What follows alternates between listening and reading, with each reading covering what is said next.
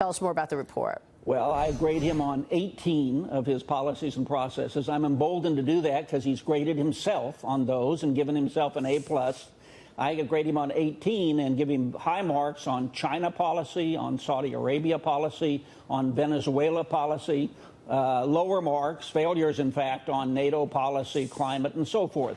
But the main point of the report is to look at his policies, not at his character only, and not as his tweets, but actually examine his policies carefully. And most pundits do not do that. They're too preoccupied with his character and his tweets. That's exactly right, because people focus on his personality versus policy. We focus on this program on policy, just so you know. Let's talk China policy for a moment. Is that a culture that they've been stealing intellectual property from the U.S. for so long and forcing the transfer of technology? I guess what I'm asking is, are we really going to be able to change that kind of behavior with a New Deal? Well, we're on our way to doing that. But again, the president gets a B+ because he's the first administration, his is, to recognize China's strategic intentions in Asia, which are to replace the United States as the primary nation in Asia. His predecessors all talked about strategic partnership with China at a time when, as you say, they were stealing billions of intellectual property. They were undermining our alliances. They were building and militarizing islands in the South China Sea. They were threatening Taiwan and so forth.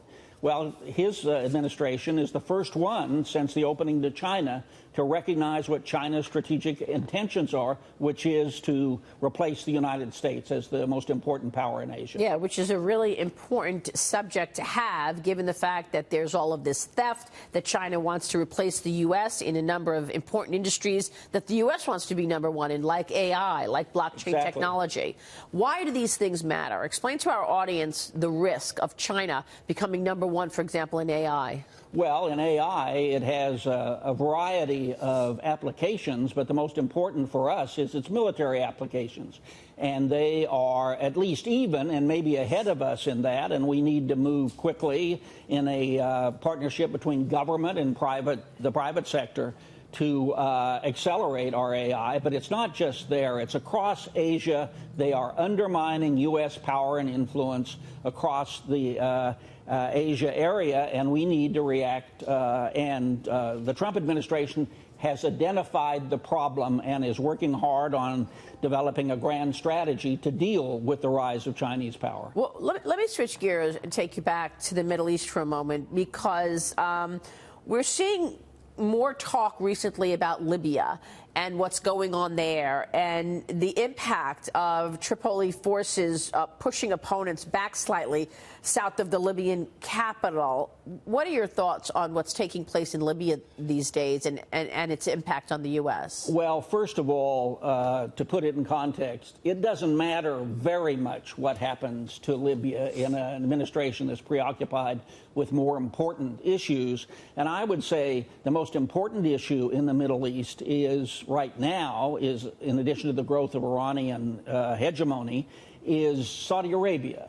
And I agree with the president and give him a B+ on Saudi Arabia, because I'm heavily influenced by when I was in the White House during the George H.W. Bush administration with Brent Scowcroft at Tiananmen Square.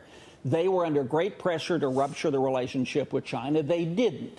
They realized that they had a longer timeline, and they saved that relationship. I think what the president is trying to do is that with Saudi Arabia.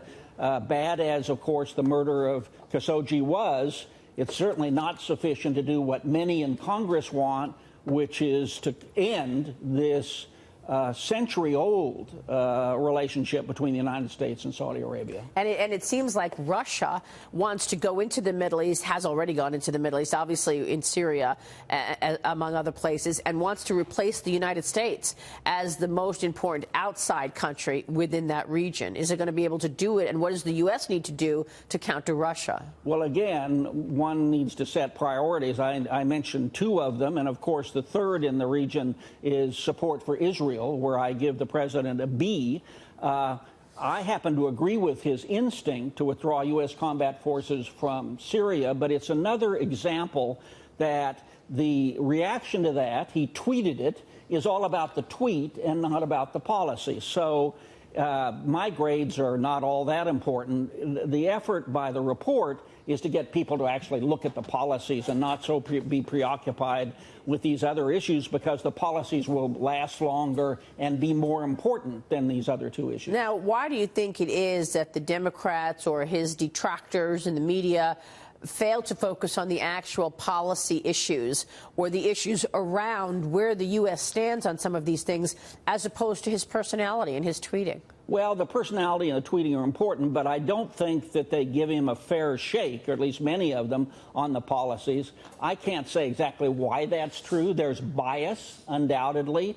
It takes longer to master the policy substance that they have to comment on than it does to comment on his character, his tweet. Yeah. Maybe they don't want to spend the time. But in any case, I'm convinced, having looked at this with great care for many months, that they don't look at his policies often, and that's, as I say, not giving him a fair shake. By the way, that's also economic policy as well. They're not really looking at the actual economic policy. They just don't like him, so they're talking about other things. Real quick, do you think we're going to get a deal with China?